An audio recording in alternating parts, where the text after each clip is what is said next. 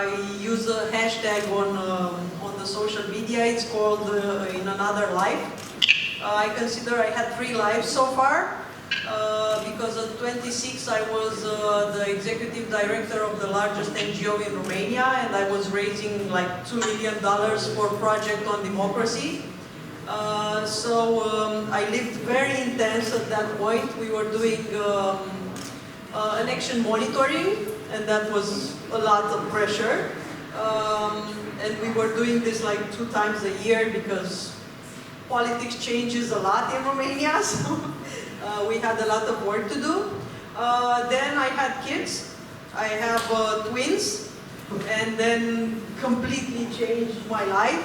I try to spend as much time as possible with them.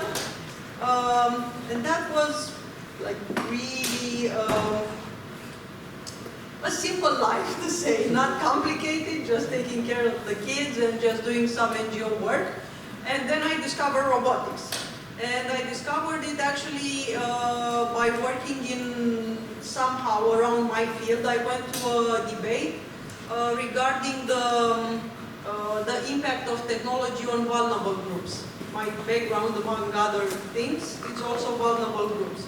And until then, I was a huge fan of technology. I thought technology can only help us and do all sorts of stuff. But then I realized, and especially in Romania, which half the country is next to the poverty line, I realized that we will have a major problem while technology advances. Because we already have a gap between children, for example, who don't have access to financial means. They don't know how to read and write. So basically, besides that, you're adding another gap, which is access to technology, because kids nowadays in urban area have access to all sorts of toys, for example, and they learn how to program. They can afford to go to programming classes, while those who don't have possibilities will remain well, digital illiterate, to say the least. So basically, in a few years, this will be a matter of public policy, and this is not happening. It's not happening anything right now in Romania in this regard. So we started a campaign to bring awareness in this field.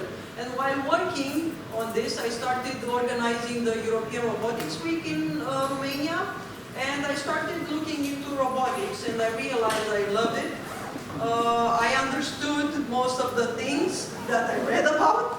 I realized I have a passion for this, and I started the first Romanian startup in service and humanoid robots. But basically what we do, we are distributors and integrators. We're not manufacturers. But I do have some ideas, and I hope at some point we will build 1, 2, 3 robots that we can promote around. What I wanted to tell actually is that when I started coming to Eurobotics, I was feeling really dumb, because everybody seemed to be like really into robotics and they understood everything. But I started learning a lot, and I liked it so much that I found myself. I went to, actually it was the H-Hero meeting, when I started talking to people about SLAM and how you sell robots and what the clients want, and I realized that I'm there. I don't feel dumb anymore in this field, and I also realized, even at the cybersecurity workshop, I realized that I can actually understand what people are talking in this field. And I think this is a major barrier that you have to pass.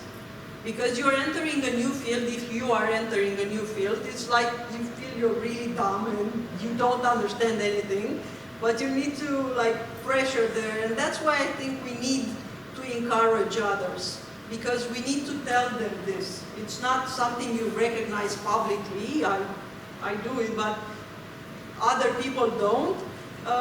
You also have downsides. I mean, it's not that easy to start a new field or start working in robotics or any other technical field. So that's why I encourage a lot, and I disagree with the fact that we shouldn't encourage women in robotics or in any other STEM field, because we should at least give them some role models or some examples so they can choose. And I will tell you another thing. I'm trying to be as objective as I can. I told you I have twins. I have a boy and a girl. And of course, I exposed both of them to the same stuff. I try to do robotics with them. My girl just doesn't like programming and robotics. I think I tried a little bit more with her, but she just doesn't want to do that. She's not attracted to that. And we also should accept this, that there are some girls who just don't want to do this. But the point is not to push them in this direction, but to show them that there's also this area that they could pursue. Thank you.